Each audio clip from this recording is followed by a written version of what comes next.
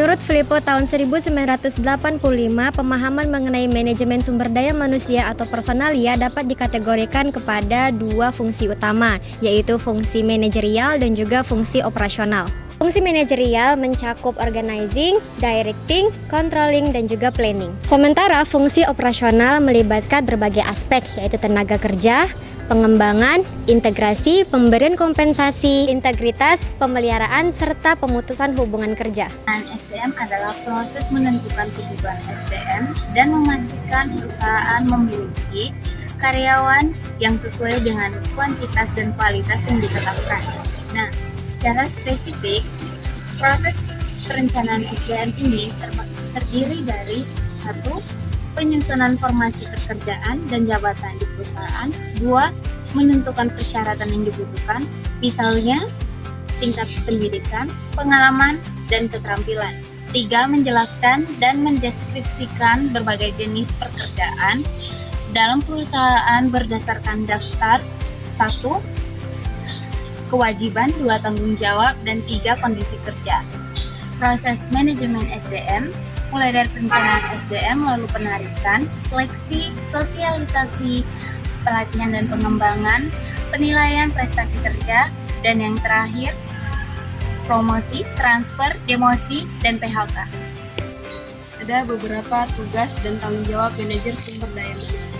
Yang pertama, manajer sumber daya manusia memiliki peran penting dalam pengelolaan tenaga kerja agar tujuan organisasi dapat tercapai secara efektif. Yang kedua, manajer sumber daya manusia memiliki tanggung jawab atas pengambilan keputusan terkait rekrutmen, penempatan, pelatihan, dan pengembangan karyawan. Ketiga, keberhasilan pengelolaan sumber daya manusia bergantung pada kemampuan manajer dalam memanfaatkan wewenang yang dimiliki secara tepat. Yang keempat, manajer sumber daya manusia harus menciptakan lingkungan kerja yang kondusif serta meningkatkan kesejahteraan karyawan. Perekrutan tenaga kerja. Perekrutan adalah proses mencari atau menarik kandidat yang sesuai dengan apa yang dibutuhkan oleh perusahaan. Pemilihan tenaga kerja. Seleksi dilakukan untuk memilih kandidat yang terbaik berdasarkan keterampilan, keahlian, dan kesesuaiannya dengan perusahaan. Pengembangan tenaga kerja. Pengembangan tenaga kerja dilakukan dengan memberikan pelatihan kepada karyawan agar karyawan memiliki keterampilan dan pengetahuan yang lebih baik lagi. Pemeliharaan tenaga kerja.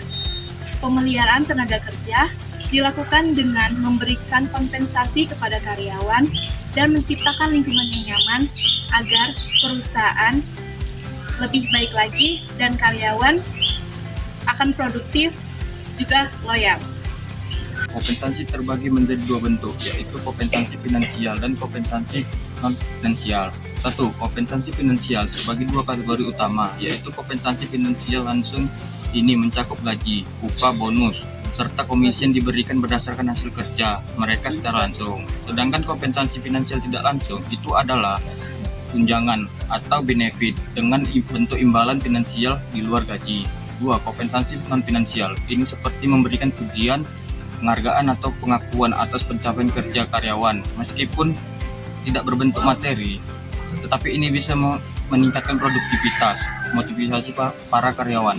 Beberapa faktor utama yang menyebabkan berakhirnya pemutusan hubungan kerja antara karyawan dan perusahaan. Nah, kalian mau tahu apa saja? Yang pertama itu, karyawan mengundurkan diri karena mendapatkan pekerjaan di tempat lain. Yang kedua, karyawan diberhentikan karena tidak memenuhi standar kinerja. Yang ketiga, pemutusan hubungan kerja karena perubahan status, penggabungan, dan hak kepemilikan perusahaan. Yang keempat, karyawan diberhentikan karena perusahaan mengalami kerugian atau keadaan darurat.